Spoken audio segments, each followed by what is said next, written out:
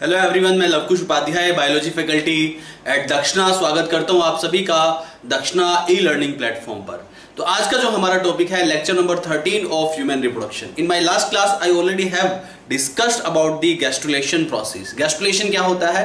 This is the process of formation of germ layer. तो last class में मैं germ layer की formation के बारे में आपको बता चुका था। There are mainly 3 types of germ layer, ectoderm, mesoderm and endoderm. सबसे पहले जो जर्म लेयर बनती है वो बनती है एंडोडर्म, उसके बाद मेसोडर्म और लास्ट में जो जर्म लेयर बनती है जिसको आप एक्टोडर्म कहते हैं।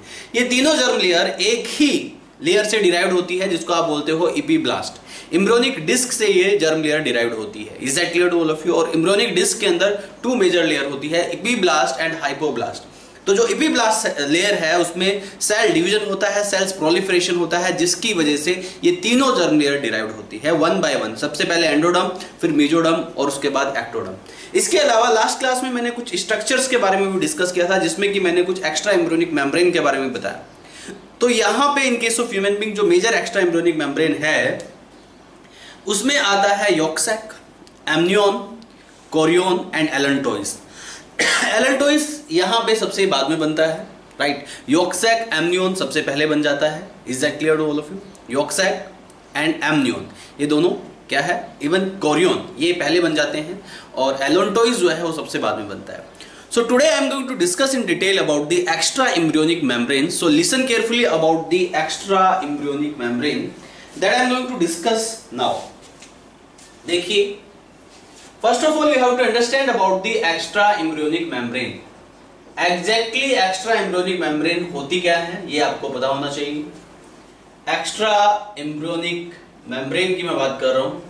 अगर बात की जाए एक्स्ट्रा एम्ब्रियोनिक मेम्ब्रेन की, तो extra embryonic membrane this is the membrane, right, that assist in embryonic development. ये जो मेम्ब्रेन्स होती है ये एम्ब्रियोनिक डेवलपमेंट में हेल्प करती है, राइट। इन मेम्ब्रेन के बिना एम्ब्रियोनिक डेवलपमेंट पॉसिबल नहीं है। तो ये जो मेम्ब्रेन है play a very great and significant role in the development of the embryo.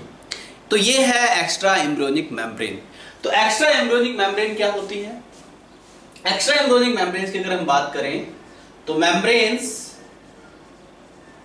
which assist the embryonic development। Embryonic development को परफॉर्म करने में, एम्ब्रियोनिक डेवलपमेंट में हेल्प करती है ये extra embryonic membrane. So the membranes which assist, right, ऐसी membrane जो कि असिस्ट करती है, आर यू गेटिंग और नॉट, एम्ब्रियोनिक डेवलपमेंट को, उसे आप एक्स्ट्रा एम्ब्रियोनिक मेम्ब्रेन कहते हैं। यहां पे जो मेजर एक्स्ट्रा एम्ब्रियोनिक मेम्ब्रेन है इनसे एग्जाम में क्वेश्चन फ्रेम हो जाता है, राइट। प्रीवियस ईयर्स में एक्स्ट्रा एम्ब्रियोनिक मेम्ब्रेन से रिलेटेड काफी सारे क्वेश्चन पूछे गए हैं, तो ये बहुत ही इंपॉर्टेंट टॉपिक है। आर यू गेटिंग और नॉट? तो यहां पे membranes which assist the embryonic development that you called extra embryonic, जिसको आप एक्स्ट्रा एम्ब्रियोनिक मेम्ब्रेन कहते हैं। तो यहां पे जो मेजर एक्स्ट्रा एम्ब्रियोनिक मेम्ब्रेन्स है वो कौन कौन सी है? You must understand about this. Major extra embryonic membranes. तो यहां पे मेजर एक्स्ट्रा एम्ब्रियोनिक मेम्ब्रेन्स कौन कौन सी है? नंबर 1 सबसे पहले है यहां पे chorion. Number 2 after that I will discuss about amnion. Amnion के बाद यॉर्क सैक, ये भी एक्स्ट्रा एम्ब्रियोनिक मेम्ब्रेन का पार्ट है जिसको आप यॉर्क सैक कहते हैं। And number 4 is allantois. अब यहां पे इनकी पोजीशन कहां कहां होती है? With the help of a diagram I am going to discuss with you. देखिए सबसे पहले हम बात करते हैं, देखिए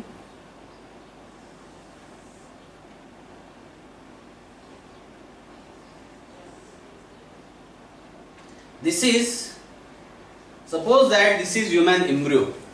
यहां पे मैं ड्रॉ करने वाला हूं सारी की सारी एक्स्ट्रा एम्ब्रियोनिक मेम्ब्रेन, राइट। ये यहां पे एम्ब्रियो है, इस एम्ब्रियो से ये यहां पे, right, I am going to change the colours.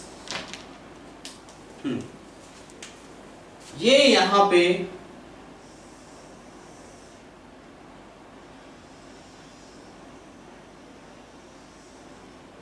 This is what, this is the umbilical cord. What is it? Umbilical cord। इसके अलावा यहां पे This is another membrane that is not that much prominent in human being. Human being में इसका as such कोई role नहीं है. This is not that much prominent. Are you getting or not? In human being, this is allantois. ये क्या है? allantois. और ये क्या है यहाँ पे? umbilical cord. इसके बाद यहाँ पे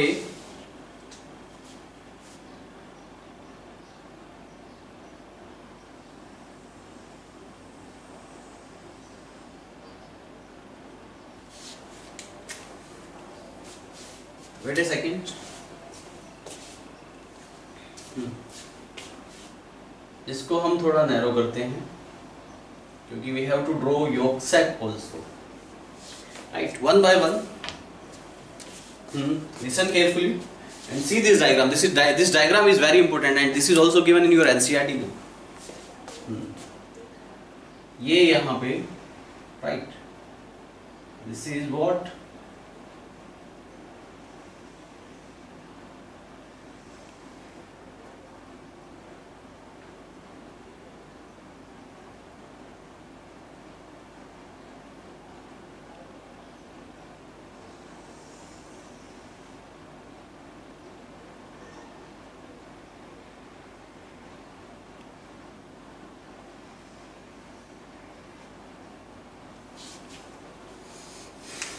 listen carefully.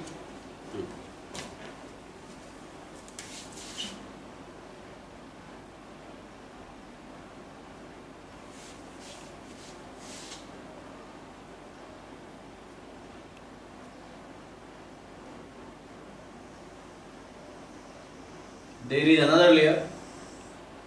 One by one I am going to discuss about all these layers. Right. तो यहाँ पे ये सारी layers हैं. ध्यान दीजिएगा. Is that clear to all of you? This is about the layers that I am going to draw here. This is very easy to draw. You can draw it also. देखिए please.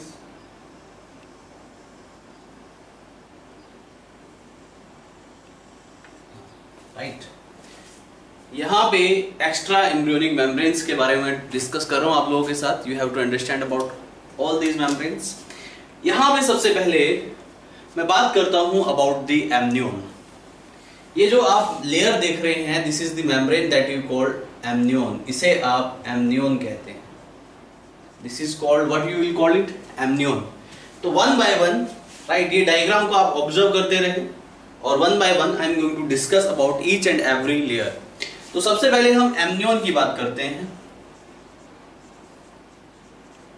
Amnion, amnion this is very important extra embryonic layer. यहाँ पे जो exam में question frame होता है, I am going to discuss with you. सबसे पहले यहाँ पे जो क्वेश्चन जो है फ्रेम हो जाता है about the origin of layer, right. तो ओरिजिन के बारे में यहाँ पे पूछ लिया जाता है. तो एमनियोन के ओरिजिन के बारे में बता रहा हूँ आप लोगों को. तो what is the origin of amnion. Amnion का जो ओरिजिन है वो है एमनियोजेनिक सेल्स. एमनियोजेनिक सेल्स मैंने आपको लास्ट क्लास में बताया था. एमनियोजेनिक सेल्स जो है वो डिराइव होती है ट्रोफोब्लास्ट से. तो कभी कभी एमनियोजेनिक सेल्स की जगह यहाँ ट्रोफोब्लास्ट भी मेंशन किया हो सकता है, क्योंकि एमनियोजेनिक सेल्स किससे डिराइव्ड है, ट्रोफोब्लास्ट से. और उन्हीं एमनियोजेनिक सेल्स से ओरिजिनेट हुआ है एमनियोन, ये extra embryonic membrane. Amniogenic sales, इसके अलावा यहाँ पे extra embryonic mesoderm. Extra embryonic mesoderm मैंने बताया था. एक्स्ट्रा एम्ब्रियोनिक जो मेसोडर्म है that line this amniogenic sales. Amniogenic sales को, एमनियोन को लाइन करता है एक्स्ट्रा एम्ब्रियोनिक मेसोडर्म. तो एक्स्ट्रा एम्ब्रियोनिक मेसोडर्म को भी इसमें आप कंसीडर करते हैं. मेनली ये ओरिजिनेट हुई है ट्रोफोब्लास्ट से या एमनियोजेनिक सेल से, but it is also lined by extra embryonic mesoderm. So you will consider both. यहाँ पे ट्रोफोब्लास्ट और amniogenic cells plus extra embryonic mesoderm, इन दोनों से एमनियोन डिराइव्ड हुआ है. अब इस एमनियोन का काम क्या होता है.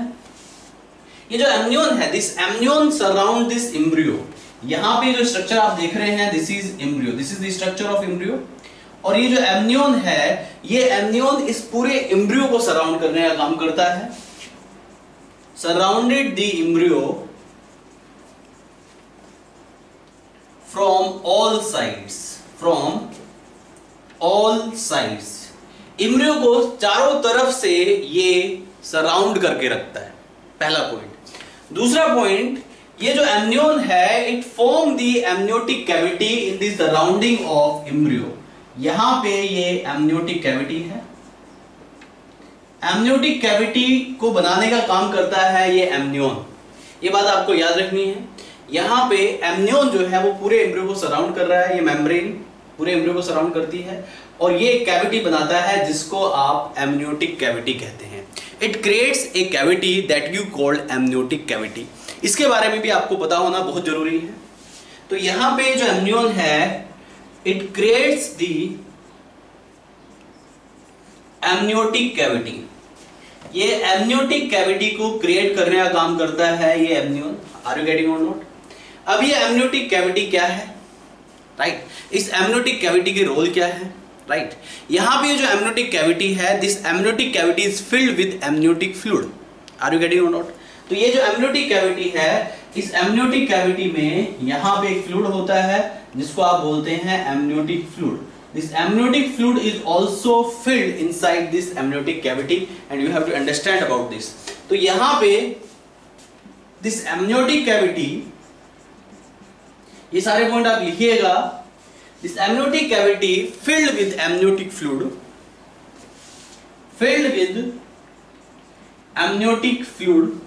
ये जो amniotic cavity है ये amniotic fluid से filled होता है। Very simple। तो एमनियोन जो है वो डिराइव्ड हुई है एमनियोजेनिक सेल से या ट्रोफोब्लास्ट से।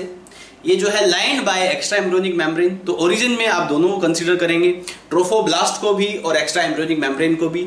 और ये जो एमनियोन है इस पूरे एम्ब्रियो को सराउंड करता है। इनिशियली इस एमनियोन का साइज छोटा होता है, लेकिन जैसे जैसे एम्ब्रियो की ग्रोथ टेक प्लेस करती है वैसे वैसे इस एमनियोन का साइज बड़ा होता जाता है और ये एमनियोन इस पूरे एम्ब्रियो को सराउंड करता है। ये कैविटी को क्रिएट करता है जिसे आप एमनियोटिक कैविटी कहते हैं। And this amniotic cavity is filled with amniotic fluid. अब ये एमनियोटिक फ्लूइड क्या है, ये कहां से डिराइव्ड होता है, you have to understand about this also कि एमनियोटिक फ्लूइड कहां से डिराइव्ड होता है। तो यहां पे जो एमनियोटिक फ्लूइड है, amniotic fluid, this amniotic fluid derived from maternal blood। Initially amniotic fluid maternal blood से डिराइव्ड होता है। This is filled with maternal blood. So this amniotic fluid derived from maternal blood initially and later, right? तो ये जो amniotic fluid है ये maternal blood से derived होता है and later, right, it is also contributed by what, the excretory matter or the urine of the fetus। fetus का excretory matter और fetus का यूरिन भी यहाँ पे इकट्ठा हो जाता है। इनिशियली इसमें मैटरनल ब्लड होता है but letter it is also contributed by the, इसमें कंट्रीब्यूशन किसका होता है, फीकल एक्सक्रीटरी मैटर का भी इसमें कंट्रीब्यूशन होता है। तो ये बात भी आपको याद रखना है। You know after the delivery of the child, जैसे ही चाइल्ड की डिलीवरी होती है वैसे ही ये एमनियोन या ये जो एमनियोटिक कैविटी है ये रैप्चर्ड हो जाती है। Is that clear to all of you? तो ये एमनियोन पूरी तरीके से रैप्चर्ड हो जाएगा at after the delivery of the child. Child की डिलीवरी के बाद ये पूरा रैप्चर्ड हो जाता है। Is that clear? और रैप्चर्ड होने के साथ साथ यहाँ से पे ये एमनियोटिक फ्लूइड भी निकल आएगा। Is that clear? तो चाइल्ड की डिलीवरी के टाइम पे ये पूरा पूरा बाहर निकल आता है। Are you getting? तो यहां पे amniotic fluid derived from maternal blood and later contributed by, and later this is contributed by what, this is contributed by what, excretory matter of fetus, excretory material of fetus। Fetus के excretory material से बाद में ये contributed हो जाता है, ये सब इसमें प्रेजेंट होता है। And this amnion raptured after the delivery of child, ये पॉइंट भी आपको लिखना है। Raptured the delivery, raptured after the delivery of child, right? तो डिलीवरी ऑफ चाइल्ड के बाद ये एमनियोन रैप्चर्ड हो जाता है। This amnion ruptured after delivery of child, delivery of child, child की डिलीवरी के बाद ये एमनियन जो है यहां से रप्चर्ड हो जाता है। ये बात आपको याद रखनी है। आर यू गेटिंग और नॉट? अब यहां पे इस एमनियोटिक फ्लूइड के और मेजर क्या क्या रोल हो सकते हैं, राइट? इस एमनियोटिक फ्लूइड से आप सेक्स डिटरमाइन भी कर सकते हैं। इस एमनियोटिक फ्लूइड में फीटल सेल्स को इंजेक्शन की हेल्प से निकाल के उसमें क्रोमोसोम्स को ऑब्जर्व किया जाता है। And if in that chromosomes are XX, it means that is female, but if in that chromosomes are XY, it means that is male। तो यहाँ पे एक टेस्ट भी परफॉर्म किया जाता है एमनियोटिक फ्लूइड से। इस टेस्ट को आप एमनियोसेंटेसिस कहते हैं। About amniocentesis I will discuss in detail in reproductive health. तो यहाँ पे इस एमनियोटिक फ्लूइड को एक्सट्रैक्ट करके इससे हम जो है फीटस सेल्स को निकाल सकते हैं और फीटस सेल्स को ऑब्जर्व करके हम ये कंफर्म कर सकते हैं कि द फीटस और the newborn baby will be male और फीमेल। Is that clear? तो ये हम इसमें कंफर्म कर सकते हैं। इस टेस्ट को एमनियोसेंटेसिस कहते हैं। Are you getting? तो ये हो गया अबाउट एमनियन और amniotic fluid. See next, what is next that I am going to discuss now? Please listen carefully.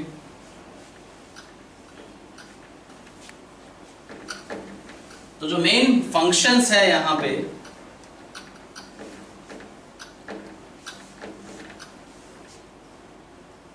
what are the major functions of amniotic fluid या amnion के यहां पे जो मेजर रोल्स हैं वो क्या क्या है, that I am going to discuss. Listen carefully. Functions of amniotic fluid, ध्यान दीजिए आप please.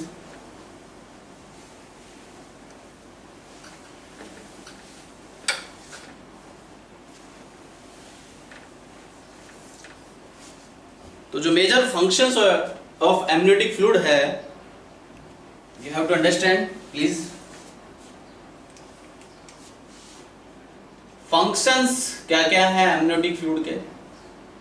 Number 1, this is shock absorber. ये शॉक एब्जॉर्बर होता है, यानी कि यहां पे ये फीटस को प्रोटेक्ट करता है any kind of injury.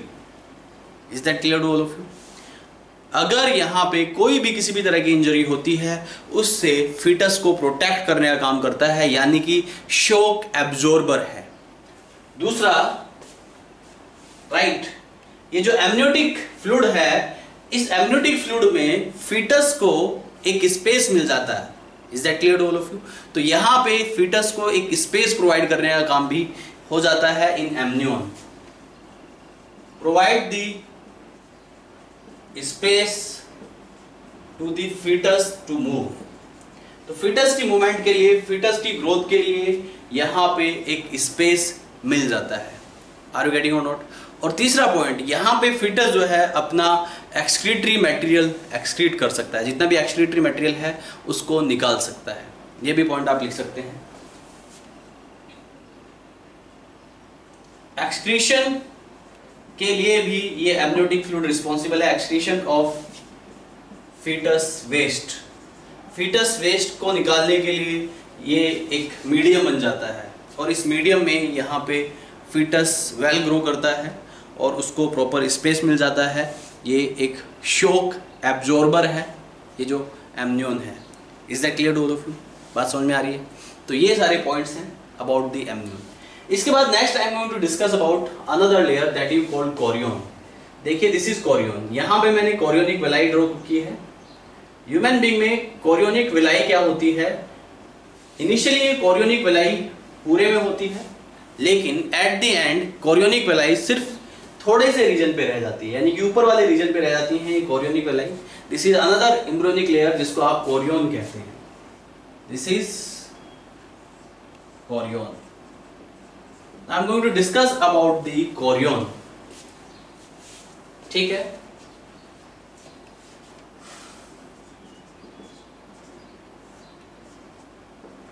Korean की हम बात करते हैं। Chorion is also a very important extra embryonic layer. Is that clear? And this embryonic layer derived from trophoblast. ये ट्रोफोब्लास्ट से डिराइव्ड होती है और यहाँ पे ये भी लाइन होती है एक्स्ट्रा एम्ब्रियोनिक मेसोडर्म से। आप यहाँ पे देख रहे हैं, देखिए एमनियोन और कोरियोन के बीच में एक स्पेस है, इस स्पेस को आप कहते हैं extra embryonic coelom. Extra embryonic coelom, this space is called extra embryonic coelom, right. ये भी आपको याद रखनी है। तो यहाँ पे इसका जो ओरिजिन है, अगर हम कोरियन के ओरिजिन की बात करें तो इसमें आता है ट्रोफोब्लास्ट से ओरिजिनेट हुई है ये, और दूसरा यहाँ पे एक्स्ट्रा एम्ब्रियोनिक मेसोडर्म से भी ये क्या हुई है, ओरिजिनेट हुई है। So you have to understand about this is the origin of chorion. अब कोरियन के यहाँ पे मेजर रोल क्या है? कोरियन का सबसे इंपॉर्टेंट रोल ये है कि यहाँ पे at the time of the implantation सबसे पहले कोरियन बनती है, कोरियोनिक वेलाइज बनती हैं, और ये कोरियोनिक वेलाई या कोरियन जो है helps in the attachment of the fetus with the endometrium, और यू कैन से ये इम्प्लांटेशन में हेल्प करता है, राइट। ये मैं पहले भी बता चुका हूँ। तो इसके जो मेजर फंक्शंस है कोरियन के,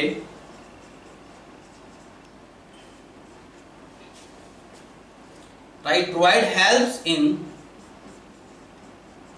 इम्प्लांटेशन, ये इम्प्लांटेशन में हेल्प करता है, राइट। यानी कि फीटस जो है यूटेरस के साथ अटैच हो जाता है with the help of Korean, and this Korean also impart in placenta formation. Korean जो एक्स्ट्रा एम्ब्रियोनिक लेयर है, राइट, ह्यूमन बीइंग की जो प्लेसेंटा का टाइप है उसको आप हीमोकोरियल बोलते हैं। यानी कि यहाँ पे कोरियन जो है वो इन्वॉल्व होता है प्लेसेंटा की फॉर्मेशन में, तो इसका कुछ पार्ट प्लेसेंटा की फॉर्मेशन में भी इन्वॉल्व होता है, तो it also helps in the placenta formation. आपको ये बात भी याद रखनी है, helps in the formation of placenta. Placenta की फॉर्मेशन में भी ये इन्वॉल्व होता है। इसके अलावा ये जो कोरियन है this is protective in nature. This chorion protect the embryo, developing embryo from the immunity of mother. Mother की इम्यूनिटी से ये ग्रोइंग एम्ब्रियो को प्रोटेक्ट करता है, और ये ग्रोइंग एम्ब्रियो को मदर की इम्यूनिटी से कैसे प्रोटेक्ट करता है ये भी मैं आपको बताता हूँ। So this is also protective in nature, protect the growing embryo from mother's immunity. Mother की इम्यूनिटी से ये ग्रोइंग एम्ब्रियो को प्रोटेक्ट करने का काम करता है। Is that clear? ये मेजर फंक्शंस हैं कोरियन के। इसके अलावा यहाँ पे कोरियन जो है एक स्पेशल टाइप का प्रोटीन रिलीज करता है। मैंने बताया कि ये मदर की इम्यूनिटी से एक ग्रोइंग एम्ब्रियो को प्रोटेक्ट करने का काम करता है, और ये कैसे करता है एग्जैक्टली जो कोरियन है एक स्पेशल टाइप का प्रोटीन रिलीज करता है, और वो जो प्रोटीन होता है वो प्रोटीन ब्लॉक करता है एंटीबॉडीज ऑफ मदर। मदर से निकलने वाली जो एंटीबॉडीज हैं उनको वो प्रोटेक्ट करने का काम करता है। ये बात आपको याद रखनी है। तो यहां पे प्रोड्यूस सम प्रोटीन्स, ये कुछ स्पेशल टाइप के प्रोटीन्स रिलीज करता है विच ब्लॉक दी मदर एंटीबॉडीज, जो कि मदर एंटीबॉडीज को ब्लॉक करने का काम करता है, जिसकी वजह से अगर मदर की एंटीबॉडीज ब्लॉक हो जाएंगी तो मदर की इम्यूनिटी से एक डेवलपिंग एम्ब्रियो को प्रोटेक्शन मिल जाएगा। Is that clear? इसके अलावा राइट यहां पे at the initial time this chorion also produce some T cells. ये फीटल टी सेल्स को भी प्रोड्यूस करता है, और टी सेल्स इम्यूनिटी को सप्रेस करने का भी काम करती है। आपने पढ़ा होगा सप्रेसर टी सेल्स, जो कि इम्यूनिटी को सप्रेस करने का भी काम करती है और फीटस को प्रोटेक्ट करने का भी काम करती है। तो ये टी सेल्स भी रिलीज करता है, ये पॉइंट आपको याद रखना है। It also release some T cells, तो ये टी सेल्स को भी रिलीज करता है। So this is all about chorion. Chorion के जो मेजर फंक्शन है, कोरियन का जो ओरिजिन है वो है trophoblast and extra embryonic mesoderm. Are you getting?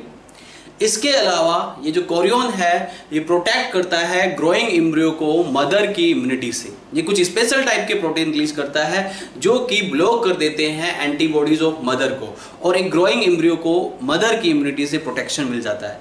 इसके अलावा ये टी सेल्स को भी रिलीज करता है, और ये टी सेल्स को जो रिलीज करता है, is that clear all of you?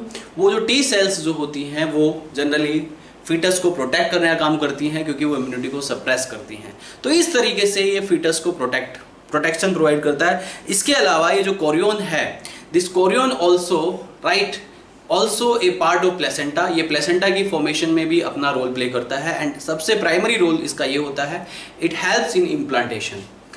इसमें जो कोरियोनिक वेलाई है वो जो है एंडोमेट्रियम में टाइटली अटैच हो जाती हैं, जिसकी वजह से यहाँ पे इम्प्लांटेशन पॉसिबल हो पाता है। So this is all about Korean, this is the next extra embryonic layer. इसके बाद हम बात करते हैं यॉक सैक के बारे में। After that I will come to the allantois. तो इसके बाद बात करते हैं about the yolk sac, and after that I will discuss about the allantois also. Are you getting और नॉट? तो यहाँ पे listen carefully, next is yolk sac. Yolk sac के बारे में भी मैंने लास्ट क्लास में यॉक सैक का भी डायग्राम आपको ड्रॉ करके बताया था। इनिशियली यॉक सैक का साइज काफी बड़ा होता है, लेकिन धीरे धीरे इस यॉक सैक का साइज रिड्यूस होता जाता है। एग्जैक्टली अगर देखा जाए तो फीटस को, एक ग्रोइंग एम्ब्रियो को जो नरिशमेंट प्रोवाइड करता है वो प्रोवाइड करता है यॉक सैक।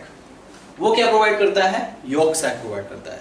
लेकिन बाद में प्लेसेंटा जब अच्छे से डेवलप हो जाती है तो प्लेसेंटा नरिशमेंट प्रोवाइड करना स्टार्ट करती है। तो उस टाइम पे यॉक सैक का रोल जो है राइट रिड्यूस हो जाता है, और इसके साथ साथ उसका साइज भी रिड्यूस हो जाता है in case of human being. तो यॉक सैक भी एक एक्स्ट्रा एम्ब्रियोनिक मेम्ब्रेन का पार्ट है। आर यू गेटिंग और not? And you have to listen about this right, and this is also very important. Next is yolk sac. Next I am going to discuss about the yolk sac. Yolk sac is also a kind of extra embryonic membrane. इसका जो origin है ये मैं आपको last class में बता चुका था। इसका जो ओरिजिन है, यॉक सैक डिराइव्ड होता है हाइपोब्लास्ट सेल से। मैंने आपको लास्ट क्लास में बताया था कि कुछ हाइपोब्लास्ट सेल्स जो हैं वो यॉक सैक को डिराइव करती हैं। तो इसका जो ओरिजिन है वो है hypoblast cell, and this is also lined by extra embryonic mesoderm, और ये भी एक्स्ट्रा एम्ब्रियोनिक मेसोडर्म से लाइंड होता है। आर यू गेटिंग और नॉट? तो ओरिजिन क्या है इसका? Hypoblast plus extra embryonic mesoderm. तो हाइपोब्लास्ट और एक्स्ट्रा एम्ब्रियोनिक मेसोडर्म इसमें राइट दोनों इसके ओरिजिन में आप कंसीडर करते हैं। यॉक सैक की अगर हम बात करें, यॉक सैक का जो साइज होता है initially this is larger in size. Initially इसका साइज बड़ा होता है, but later the size of yolk sac greatly reduce, लेकिन बाद में यॉक सैक का साइज रिड्यूस होता जाता है। यॉक सैक का प्राइमरी रोल क्या है? Provide earlier nourishment, this is primary role, earlier nourishment to developing embryo, to developing embryo को अर्लियर नरिशमेंट देने का काम करता है। ये इसका प्राइमरी रोल है। इसके अदर फंक्शंस भी है। इसके अदर फंक्शंस क्या क्या हैं ये आपको पता होना चाहिए, राइट? जनरली ये initially at the primary stage ये नरिशमेंट प्रोवाइड करने का काम करता है एक ग्रोइंग एम्ब्रियो को, राइट? बाद में धीरे धीरे इसका साइज रिड्यूस होना स्टार्ट हो जाता है। जैसे जैसे प्लेसेंटा बनती है, जैसे जैसे एम्ब्रियो का साइज बढ़ता है, तो इस यॉक सैक का साइज रिड्यूस होता जाता है। आर यू गेटिंग और not? Is that clear to all of you? At the initial level, it provide the nourishment. Second and third week में ये nourishment provide करता है growing embryo को। ये point याद रखिएगा। कौन से week में? Provide earlier nourishment to developing embryo, right? Make it correct. To developing embryo. तो ये developing embryo को nourishment provide करने का काम करता है। to the developing embryo. Are you getting or not? Is that clear? तो ये न्यूट्रिटिव होता है in second and third week. Second and third week of pregnancy के टाइम पे दिस इज न्यूट्रिटिव। इसके बाद it also produce blood cells. Yolk sac जो है ब्लड सेल्स प्रोवाइड करता है between third to sixth week of pregnancy. जब तक एक ग्रोइंग एम्ब्रियो में बोन मैरो जैसी चीजें या थाइमस जैसे बॉडी ऑर्गन्स डेवलप नहीं होते हैं, तब तक यहाँ पे यॉर्क सैक जो है ब्लड सेल्स का प्रोडक्शन करता है। तो थर्ड से सिक्स्थ वीक तक ये ब्लड सेल्स का प्रोडक्शन करता है। ये बात भी आपको याद रखनी है। Production of blood sales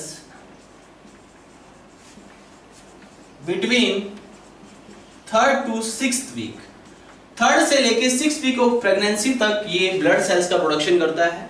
are you getting और नॉट? जिसको आप यॉर्क सैक कहते हैं। ये यहाँ पे रिड्यूस हो चुका है यॉर्क सैक, ये रिड्यूसिंग यॉर्क सैक है। Is that clear? इसके अलावा यहाँ पे एक बहुत ही इंपॉर्टेंट रोल प्ले करता है। Yolk sac is the source of primordial germ cells, right? ये एक source of primordial germ cells है। वही प्राइमोर्डियल जर्म सेल्स जिनसे गैमेट मदर सेल्स बनती है, जिनसे उगोनियल सेल्स बनती है, जिनसे स्पर्मेटोगोनियल सेल्स बनती है। तो ये जो है प्रिमोर्डियल जर्म सेल्स का भी सोर्स है, और वो प्रिमोर्डियल जर्म सेल्स बाद में गोनैड्स में माइग्रेट कर जाती है, और गोनैड्स में जाने के बाद, टेस्टिस में जाने के बाद, ओवरी में जाने के बाद वहां पे वो गैमेट्स प्रोडक्शन स्टार्ट कर देता है। तो ये बात आपको याद रखनी है। This is also the source of primordial germ cells. जो प्रिमोर्डियल जर्म सेल्स हैं उनका ये सोर्स है। Later this primordial germ cells migrate to the gonads, और यही प्रिमोर्डियल जर्म सेल बाद में गैमेट मदर सेल्स प्रोड्यूस करती हैं, और उन्हीं गैमेट मदर सेल से गैमेट्स का प्रोडक्शन होता है। तो जो गैमेट्स के प्रोडक्शन के लिए जो सेल्स हैं, ओरिजिन सेल्स हैं, वो प्रिमोर्डियल जर्म सेल्स हैं। वो कहां से आई है? यॉर्क सैक से। So this is all about yolk sac. तो यॉर्क सैक जो है वो ओरिजिन हुई है हाइपोब्लास्ट से, एक्स्ट्रा एम्ब्रियोनिक मेसोडर्म से। ओरिजिन पे क्वेश्चन पूछा जाता है, राइट? 2018 के क्वेश्चन पेपर में देखना आपको एक क्वेश्चन मिलेगा about the origin of what? Germ cells. कि ओरिजिन ऑफ जर्म सेल्स कहां से होता है। आर यू गेटिंग और नॉट? ये बात आपको याद रखनी है। दूसरा, यहाँ पे जो यॉर्क सैक है, ये जो यॉर्क सैक है, इसका अर्लियर काम क्या होता है? सेकंड से थर्ड वीक में ये नरिशमेंट प्रोवाइड करता है, और थर्ड टू सिक्स्थ वीक ये ब्लड सेल्स का प्रोडक्शन करता है, जिसको आप यॉर्क सैक कहते हैं। इसके अलावा ये जो है नरिशमेंट भी प्रोवाइड करता है अर्लियर टाइम पे, और एट द एंड ये प्राइमोर्डियल जर्म सेल्स का भी प्रोडक्शन करता है, जो कि माइग्रेट करके गोनैड्स में एंटर करती है, और वहाँ पे गोनैड्स में जाके ये प्राइमोर्डियल जर्म सेल्स जो हैं गैमेट मदर सेल्स बनाते हैं, और इन्हीं गैमेट मदर सेल्स से फर्दर गैमेट्स का प्रोडक्शन टेक प्लेस करता है। So this is all about yolk sac. Are you getting? इसके बाद नेक्स्ट इज यॉर्क सैक हो गया। यॉर्क सैक के बाद यहां पे आप देख रहे हैं, दिस इज, एक सेकेंड, मेक इट करेक्ट, ये अम्बिलिकल कॉर्ड ऊपर तक टच करेगी, ठीक है बेटा, राइट? तो this is umbilical cord, this is what? Umbilical cord, है ना? तो ये अम्बिलिकल कॉर्ड है। अम्बिलिकल कॉर्ड के बारे में आई विल डिस्कस लेटर, ठीक है? This is umbilical cord. ये अम्बिलिकल कॉर्ड से डिराइव्ड होती है, ये एम्ब्रियोनिक मेसोडर्म से डिराइव्ड होती है। यहाँ पे एम्ब्रियोनिक, एक्स्ट्रा एम्ब्रियोनिक मेसोडर्म, जिसको आप कनेक्टिंग स्टॉक बोलते हैं, लास्ट क्लास में मैंने बताया था, उसी कनेक्टिंग स्टॉक से इन फ्यूचर ये अम्बिलिकल कॉर्ड डेवलप हो जाती है। इस अम्बिलिकल कॉर्ड के फंक्शन के बारे में मैं डिटेल में डिस्कस करूंगा, but in my later classes. Is that clear? इसके बाद यहाँ पे देखिए, ये जो रेड रेड आप देख रहे हैं, this is allantois. This is what? Allantois. ये है एलेंटॉइस। अब इस एलेंटॉइस का रोल क्या है? You have to understand about this. So next I am going to discuss about this allantois. देखिए प्लीज, एलेंटॉइस की हम बात कर रहे हैं, right? Another extra embryonic membrane that you called allantois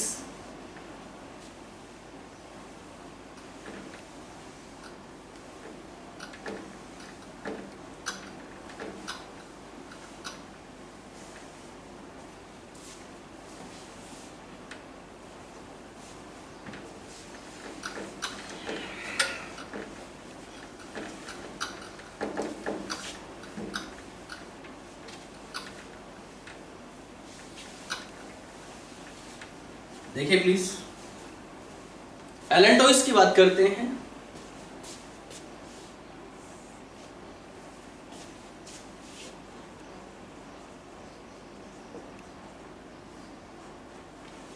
now next is allantois की अगर हम बात करें तो ये जो एलेंटोइस है, देखिए मैंने इसको रेड मार्कर से रिप्रेजेंट किया है, तो समझ जाइए कि यहाँ पे एलेंटोइस का जो मेजर रोल है, इसमें ब्लड वेसल्स की फॉर्मेशन होती है, राइट। ब्लड वेसल्स में रेड ब्लड होता है, तो यहाँ पे ब्लड वेसल्स की फॉर्मेशन होती है। यहाँ पे अगर हम एलेंटोइस की बात करें, इन case of human being this is not that much prominent, is that clear? But in other animals it can play a very great and significant role. Are you getting or not? Listen carefully. Allantois के origin की बात करते हैं सबसे पहले। देखिए allantois कौन से रीजन में प्रेजेंट होता है? जहां पे अम्बिलिकल कोड है उसके पास एलेंटोइस है, और ये जो अम्बिलिकल कोड जो डिराइव्ड होती है, ये डिराइव्ड होती है एक्स्ट्रा एम्ब्रियोनिक मेसोडर्म से। तो दोनों एक्स्ट्रा एम्ब्रियोनिक मेसोडर्म से ही डिराइव्ड होते हैं, अम्बिलिकल कोड भी और यहाँ पे एलेंटोइस भी। तो एलेंटोइस जो होता है प्योरली डिराइव्ड होता है एक्स्ट्रा एम्ब्रियोनिक मेसोडर्म से, ये बात आपको याद रखनी है। जो कनेक्टिंग स्टोक वाला रीजन है वहां पे ये बना है। आर यू गेटिंग और नॉट? तो यहां पे इसका जो ओरिजिन है ओनली एक्स्ट्रा एम्ब्रियोनिक मेसोडर्म। तो जो एक्स्ट्रा एम्ब्रियोनिक मेसोडर्म है उससे ये डिराइव्ड हुआ है, जिसको आप एलेंटोइस कहते हैं। एलेंटोइस जो होता है, राइट, इसमें फॉर्मेशन ऑफ ब्लड वेसल्स होती है। Formation of blood vessels take place into the allantois. इस एलेंटोइस में ब्लड वेसल्स की फॉर्मेशन होती है, और ये ब्लड वेसल्स कनेक्ट करते हैं, these blood vessels connect the growing embryo to the placenta. Growing embryo को प्लेसेंटा के साथ कनेक्ट करने का काम करता है ये allantois. Very important point, this is not prominent in human being. तो ह्यूमन बीइंग में ये इतना प्रोमिनेंट नहीं होता है, ये बात आपको याद रखनी है। तो एलेंटोइस जो डिराइव्ड होता है एक्स्ट्रा एम्ब्रियोनिक मेसोडर्म से डिराइव्ड होता है, एग्जैक्टली। इसमें ब्लड वेसल्स की फॉर्मेशन होती है, और ये जो ब्लड वेसल्स है ये ग्रोइंग एम्ब्रियो को कनेक्ट करते हैं प्लेसेंटा के साथ। आर यू गेटिंग और नॉट? ये बात आपको याद रखनी है। तो ग्रोइंग एम्ब्रियो को प्लेसेंटा के साथ कनेक्ट करने का काम करते हैं ये blood vessels. Is that clear? और this is not prominent in human being, right. It play very great and significant roles in birds and reptiles. Birds और रेप्टाइल्स में भी एलेंटोइस होता है, और वहां पे ये एलेंटोइस क्या काम करता है, वहां पे ये एलेंटोइस जो है एक्सक्रीटरी वेस्ट को स्टोर करने का काम करता है। तो ये बात भी आपको याद रखनी है। In birds and reptiles, birds और रेप्टाइल्स में ये क्या करता है, store the excretory material of birds and reptile. Birds और रेप्टाइल के एक्सक्रीटरी मटेरियल को स्टोर करने का काम करता है ये allantois in case of birds and reptiles, and in human being this is not prominent, right. एक पॉइंट और लिखिएगा, it play the role in the formation of urinary bladder. Urinary bladder को बनाने में ये रोल प्ले करता है। It imparts the right formation of urinary bladder. अब ये यूरिनरी ब्लैडर को बनाने में किस तरीके से रोल प्ले करता है, right, this is homework for you. You have to find out the reason कि why, right, this allantois take role in formation of urinary bladder. ये आपको फाइंड आउट करना है। This is homework for you. इसके बाद this is all about allantois, this is all about allantois, और this is all about extra embryonic membrane. तो ये सब कुछ एक्स्ट्रा एम्ब्रियोनिक मेम्ब्रेन के बारे में बस इतना ही है। इस डायग्राम को हम थोड़ा पूरा करते हैं, देखिए कैसे पूरा करेंगे। भाई यहां पे एक पॉइंट याद रखना है आपको, देखिए प्लीज।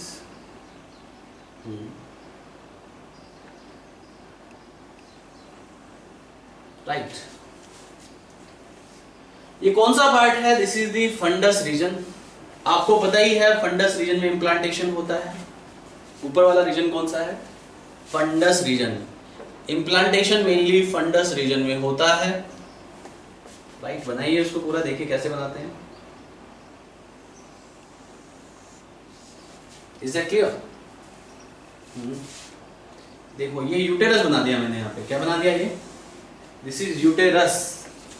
Is that clear? बहुत ही ब्यूटीफुल डायग्राम हो गया आप लोगों के लिए। देखो ये यूटेरस है, इस तरीके से सारी चीजें इस तरीके से प्रेजेंट होती है। नीचे सर्वाइकल कनाल है, right.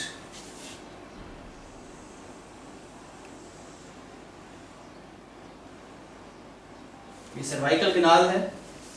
Eight the time of pregnancy cervical canal में ये सर्वाइकल प्लग डेवलप हो जाता है।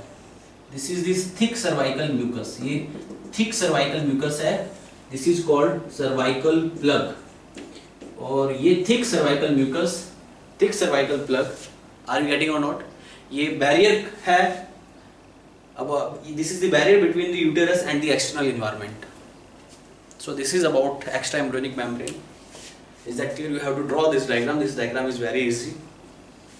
इसके बाद हम बात करते हैं about the another topic that is very important, that you called placenta.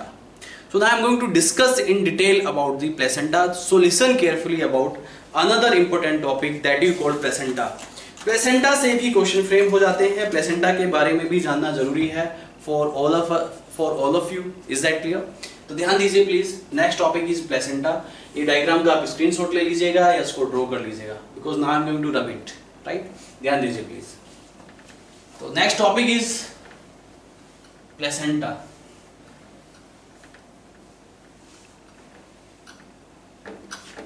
देखिए please. So the next topic that I am going to discuss now, that is placenta. Placenta play a very great and very essential role in the development of fetus or the embryo. If placenta will not form, then there will be no development take place of growing embryo. तो placenta एक बहुत ही important tissue है। This is a tissue, right, जो कि growing embryo के लिए बहुत जरूरी है। खासकर ये विविपेरस एनिमल्स में फॉर्म करता है। A majority of mammals are viviparous, यानी कि इन मेजॉरिटी ऑफ मैमल्स में प्लेसेंटा की फॉर्मेशन होती है। आर यू गेटिंग और not? Because this is the source of nutrition for the growing embryo. अगर प्लेसेंटा नहीं बनेगी तो ग्रोइंग एम्ब्रियो को नरिशमेंट कैसे मिलेगा? बाकी के जो एनिमल्स है, लाइक बर्ड्स है, रेप्टाइल्स है या एम्फीबियंस है, इनके एग्स के पास इनफ अमाउंट ऑफ योक होता है। योक जो है एक न्यूट्रिटिव टिश्यू है, तो जो एम्ब्रियो की ग्रोथ में नरिशमेंट प्रोवाइड कर देता है। लेकिन अगर हम मैमेलियन एग्स की बात करें तो उसमें योक जो है नेग्लिजिबल होता है, ना के बराबर होता है। और अगर नेग्लिजिबल योक होगा तो नरिशमेंट कहाँ से मिलेगा? प्लेसेंटा से। इसलिए इसमें ये एक एडेप्टेशन डेवलप हुई है जिसको आप बोलते हैं प्लेसेंटा। तो नेक्स्ट इज प्लेसेंटा। ध्यान दीजिए please. I am going to discuss about in detail about the placenta. So our next topic is placenta.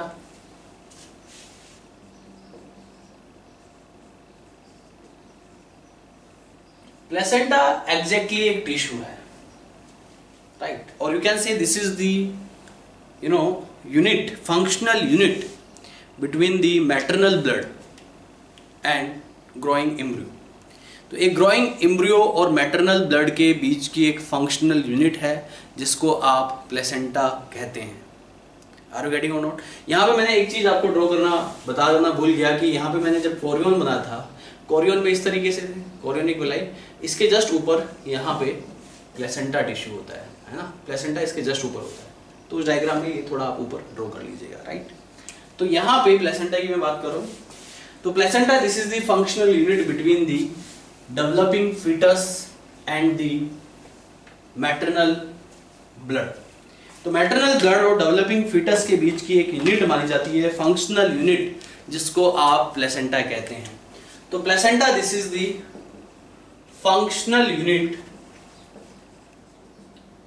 between the developing fetus and maternal blood। ये मैटरनल ब्लड और developing foetus के बीच की एक functional unit consider की जाती है, जिसको आप प्लेसेंटा कहते हैं। मैंने यहाँ पे एन बीच में लगा दिया, नहीं लगना था, अब सही है, ठीक है। तो functional unit between the developing foetus and maternal blood. Placenta का जो प्राइमरी रोल होता है वो होता है एक्सचेंज। ये मेनली एक्सचेंज करती है न्यूट्रिएंट्स को, मदर से ग्रोइंग फीटस को न्यूट्रिएंट्स प्रोवाइड करती है, और ग्रोइंग फीटस से मैटरनल ब्लड में एक्सक्रीटरी वेस्ट को एक्सचेंज करती है। तो यहां पे एक्सक्रीटरी वेस्ट जाता है ग्रोइंग फीटस से मदर को, और मदर से न्यूट्रिएंट्स जो जाते हैं वो फीटस को जाते हैं। तो यहां पे एक्सचेंज होता है न्यूट्रिएंट्स का और एक्सक्रीटरी वेस्ट का।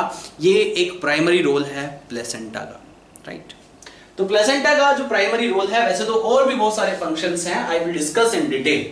तो यहां पे जो प्लेसेंटा का प्राइमरी रोल है वो क्या है बेटा? What is the primary role of placenta?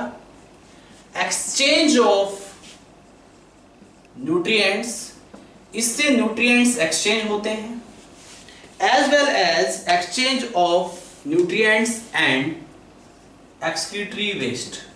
तो एक्सक्रीटरी वेस्ट और न्यूट्रिएंट्स दोनों ही एक्सचेंज होते हैं, ये प्लेसेंटा का प्राइमरी रोल है। Placenta, this is the functional unit, as I already told you before, this is the functional unit between the maternal blood and the fetus।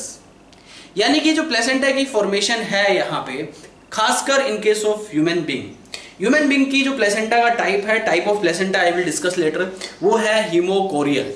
Haemo means blood, maternal blood या maternal blood vessels, right. Chorial means chorion, यानी कि chorion that is the part of embryo. Chorion किसका part था? Trophoblast से derived हुआ। Trophoblast किसका part था? Embryo का, राइट। वहीं यहाँ पे जो ब्लड वेसल्स हैं, यानी कि ब्लड जो है मैटरनल ब्लड है, किसका पार्ट है? मदर का।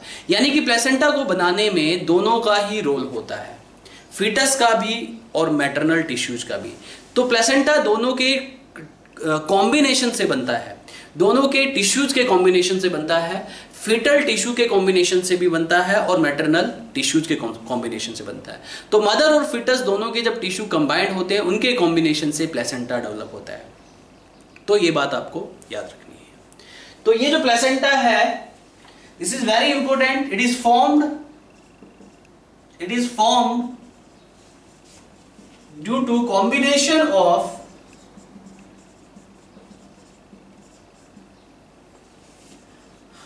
Maternal and fetal tissues. तो मैटरनल और फीटल टिश्यूज के कॉम्बिनेशन से बनती है प्लेसेंटा, ये बात आपको याद रखनी है। This is also very important. इसमें मदर का टिश्यू, यानी कि मदर का यूटेरस वाला टिश्यू और फीटस का टिश्यू दोनों कंबाइंड होकर प्लेसेंटा को डेवलप करते हैं।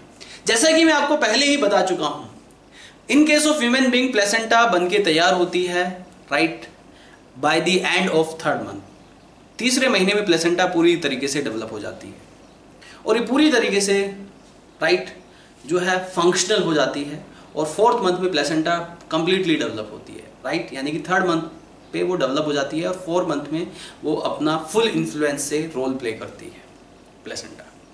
एक क्वेश्चन मैंने आपसे पूछा था, अगर यहाँ पे ओवरी को 3 मंथ से पहले बाद में निकाला जाए, दोनों ओवरी को, किसी फीमेल की दोनों ओवरी को निकाल दिया after the 3 months of pregnancy, क्या एक एम्ब्रियो की ग्रोथ नॉर्मल होगी? क्या एम्ब्रियो नॉर्मली पैदा होगा? जो यंग वंस होगा वो नॉर्मली पैदा होगा? तो जवाब है हाँ, क्योंकि 3 महीने के बाद प्लेसेंटा डेवलप हो जाती है। Placenta is the source of progesterone. हम सोचते हैं कि सोर्स ऑफ प्रोजेस्टेरॉन सिर्फ कॉर्पस लूटियम है, लेकिन जब तक प्लेसेंटा नहीं बन जाती है तब तक source of progesterone, right, corpus luteum रहेगा, जो कि ओवरी का पार्ट है। अगर 3 महीने से पहले कॉर्पस लूटियम ओवरी को निकाल दिया, यानी कि कॉर्पस लूटियम नहीं रहेगा, क्योंकि ओवरी में ही कॉर्पस लूटियम होते, प्रोजेस्टेरॉन नहीं रहेगा, तो वहाँ पे प्रेगनेंसी सक्सेसफुल नहीं होगी। लेकिन 3 मंथ्स के बाद जब प्लेसेंटा बन जाती है, तो कॉर्पस लूटियम का रोल जो होता है प्रोजेस्टेरॉन निकालना, उसको प्लेसेंटा रिप्लेस कर देती है, यानी कि प्लेसेंटा सारे रोल प्ले करना स्टार्ट कर देती है। अब ओवरी की कोई ज़रूरत नहीं है। तो ऐसे में जो एक प्रेगनेंसी होगी after 3 months, that will be normal, but if ovary will remove before 3 months, that will not be normal, ये बात आपको याद रखनी है। तो it is form due to combination of maternal and fetal tissues. Is that clear all of you? तो इसका जो प्राइमरी रोल है exchange of nutrients and excretory waste placenta का। Is that clear all of you? इसके अलावा यहाँ पे जो मेजर फंक्शंस हैं, देखिए जो मेजर फंक्शंस ऑफ प्लेसेंटा है ये आपको बात याद रखनी है। तो मेजर फंक्शंस में सबसे पहला जो प्राइमरी रोल है प्लेसेंटा का, जो मेजर फंक्शन है नंबर 1, ये जो है क्या करती है, अल्ट्रा फिल्ट्रेशन करती है। अल्ट्रा फिल्ट्रेशन में हेल्प करती है, यानी कि एसेंशियल न्यूट्रिएंट्स को सप्लाई करती है टू द फीटस, राइट। और जो एक्सक्रीटरी वेस्ट है उसको जो है निकाल देती है। तो अल्ट्रा फिल्ट्रेशन, तो यहां से अल्ट्रा फिल्ट्रेशन होती है। इसके अलावा एसेंशियल न्यूट्रिएंट्स को, एसेंशियल इनऑर्गेनिक मटेरियल्स को, एसेंशियल ऑर्गेनिक मटेरियल्स को ये फीटस को प्रोवाइड करती है। इसके अलावा कुछ एसेंशियल एंटीबॉडीज होते हैं मदर की बॉडीज में, जैसे against the diphtheria, scarlet fever. Is that clear all of you? तो small pox. Is that clear? तो ऐसी ऐसी बीमारियों के अगर मदर के पास एंटीबॉडीज हैं तो वो एंटीबॉडीज भी फीटस को सप्लाई हो जाते हैं। Is that clear to all of you? तो ये भी रोल प्ले करती है। तो सबसे पहला रोल है इसका अल्ट्रा फिल्ट्रेशन, यानी कि अल्ट्रा फिल्ट्रेशन का मतलब एसेंशियल चीजें प्रोवाइड करती है फीटस को, राइट। यहां पे filtration of what, ultra filtration, this is the important role, यानी कि placenta passes the nutrients to the growing embryo, बाकी सारी चीजों को फिल्टर नहीं करेगी। यहां पे इसके अलावा passes other contents also, ये अदर कंटेंट्स में क्या क्या है, हॉर्मोन्स भी पास करती है ये, एंजाइम्स भी पास करती है ये, और एंटीबॉडीज भी पास करती है। And these antibodies may be against some diseases. Is that clear to all of you? बात समझ में आ रही है? ये पॉइंट लिख लीजिए, एंटीबॉडीज अगेंस्ट, क्योंकि एंटीबॉडीज फीटस को प्रोटेक्ट करेंगे। एंटीबॉडीज अगेंस्ट व्हाट, डिप्थेरिया जैसी बीमारियों के लिए, स्मॉल पॉक्स जैसी बीमारियों के लिए, राइट, डिप्थेरिया के लिए, स्मॉल पॉक्स के लिए, इसके बाद स्क्लेरेट फीवर के लिए, राइट। तो ये कुछ बीमारियां हैं जिसके अगेंस्ट वो एंटीबॉडीज प्रोवाइड करती है। इसके बाद सेकंड इज, ये एक न्यूट्रिटिव टिश्यू है।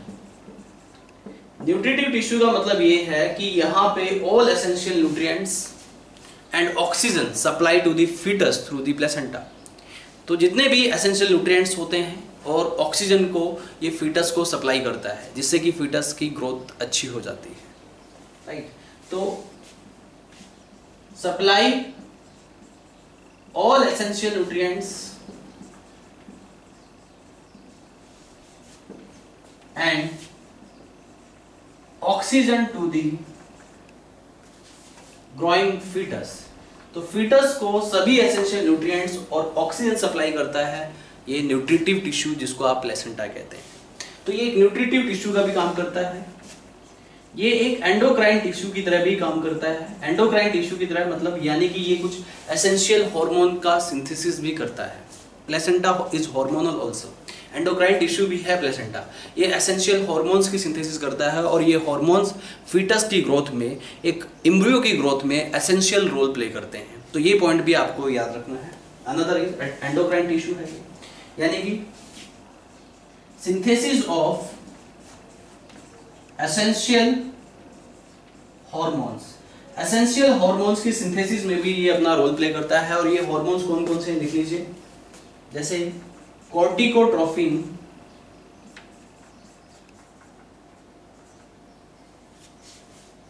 कॉर्टिकोथायरोट्रोपिन।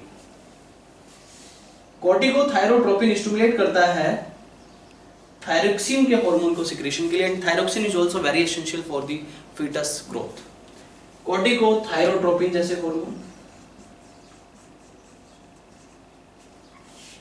राइट। इसके अलावा ह्यूमन प्लेसेंटल लैक्टोजन हार्मोन जो कि यहाँ पे मिल्क प्रोडक्शन में हेल्प करता है, तो ये हार्मोन भी यहाँ पे प्लेसेंटा से रिलीज होता है। HPL बोलते हैं आप इसको, ह्यूमन प्लेसेंटल लैक्टोजन। इसका एक दूसरा नाम भी है, सो डोंट बी कंफ्यूज। इसको आप सोमैटो मेमोट्रोपिन भी बोलते हैं, सोमैटो मेमोट्रोपिन भी इसको बोला जाता है। तो ये मिल्क प्रोडक्शन में हेल्प करता है, जो एक नर्सिंग मदर होती है, राइट, यानी कि मिल्क प्रोडक्शन में it play a very great and important role. इसके अलावा ये जो है प्रोजेस्टेरॉन जैसे हार्मोन, एस्ट्रोजन जैसे हार्मोन एंड रिलैक्सिन जैसे हार्मोन, इवन HCG जैसे हार्मोन। HCG हार्मोन का सिक्रीशन कोरियन से भी होता है, ये बात आपको याद रखनी है, और प्लेसेंटा से भी होता है, राइट। ध्यान दीजिए प्लीज। तो इसके अलावा ये जो है यहाँ पे क्या करता है, ये आपको पता होना चाहिए।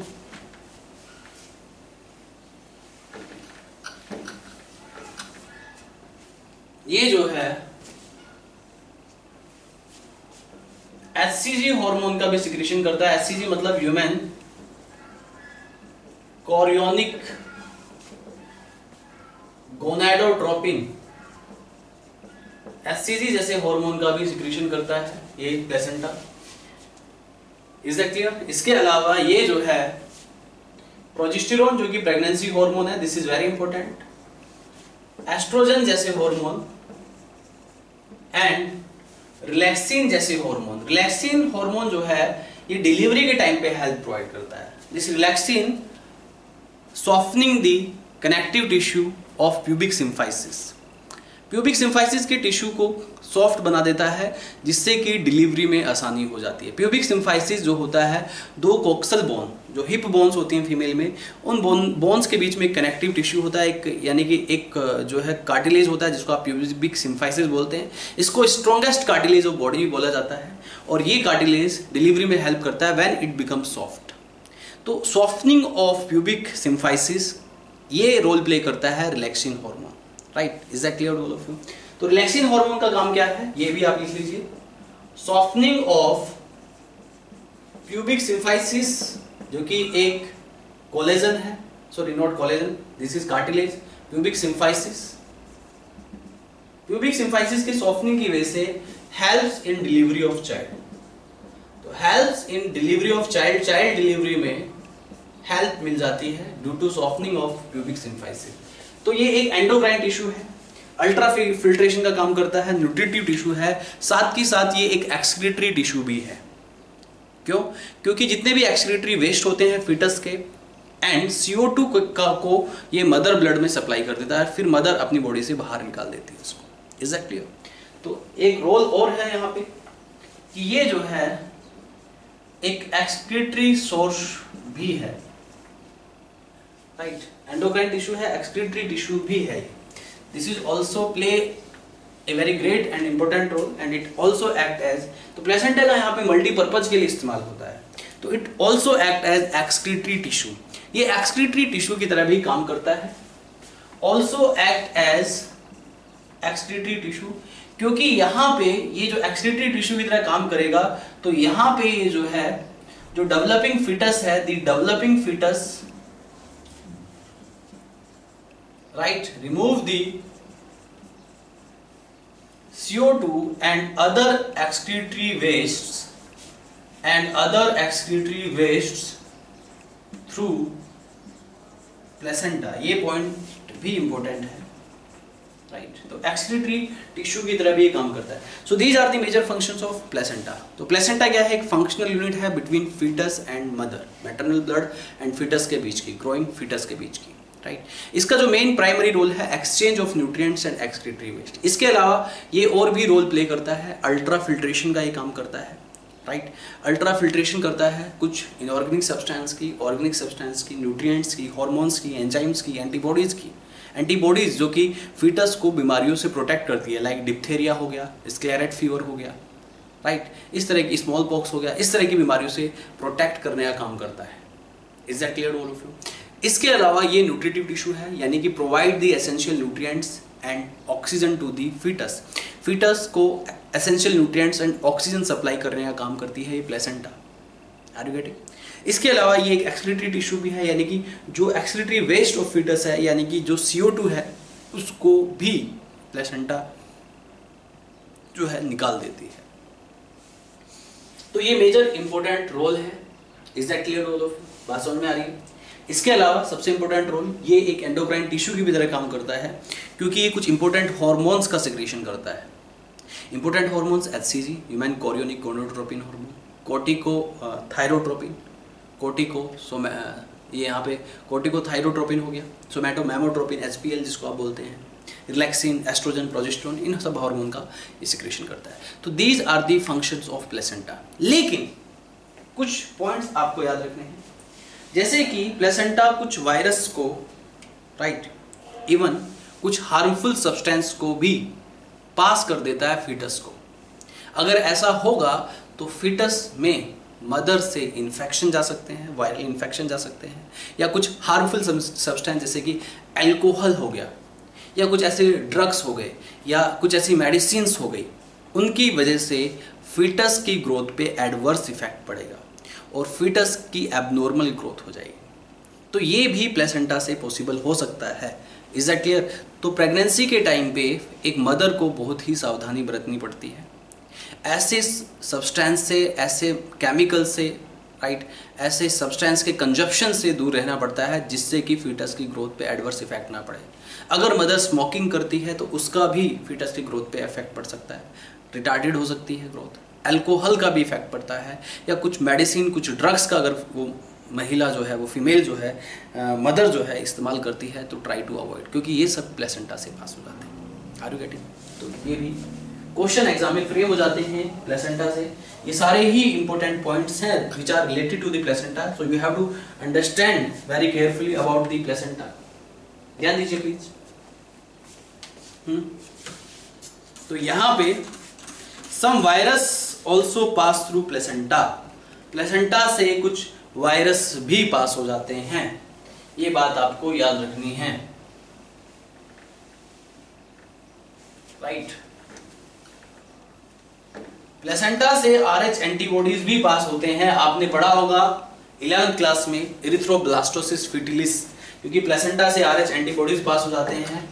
अगर मदर का ब्लड ग्रुप नेगेटिव है, बेबी का ब्लड ग्रुप पॉजिटिव है, तो मदर उस बेबी के अगेंस्ट RH एंटीबॉडीज बनाना स्टार्ट कर देती है। Is that clear to all of you? और वो RH एंटीबॉडी जो है फीटस को पे जाके अटैक करता है।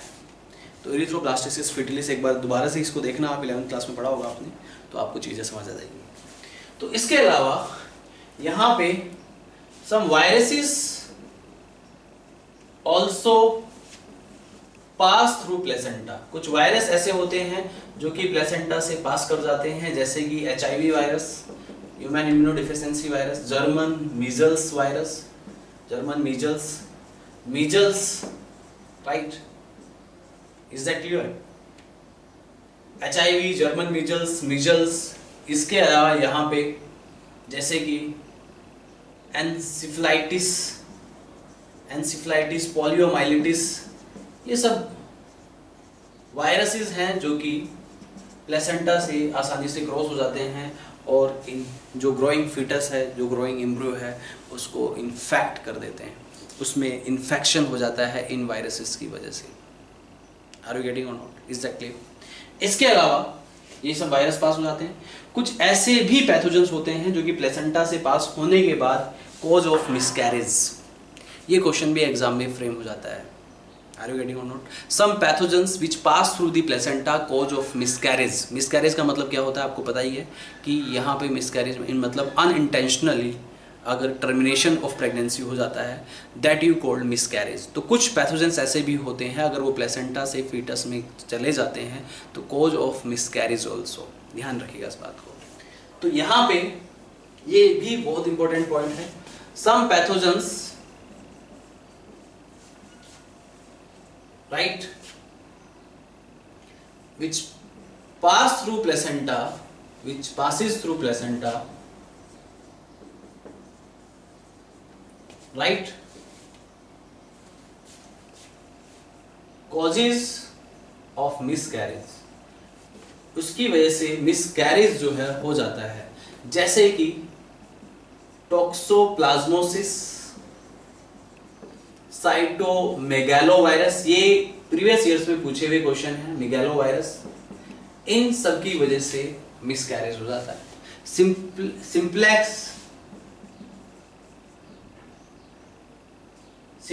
सिंपलेक्स हर्पिस वायरस, HSV बोलते हैं, herpes simplex virus, sorry HSV ऐसे बोलते हैं, उल्टा बोल दिया हमें, हर्पिस सिंप्लेक्स वायरस, राइट, ये STD भी करता है, हर्पिस सिंप्लेक्स वायरस, आपको पता होना चाहिए। And A majority of STDs, काफी सारे ऐसे STDs इन्फेक्शंस होते हैं जिसकी वजह से ग्रोइंग फीटस का मिसकैरेज हो सकता है।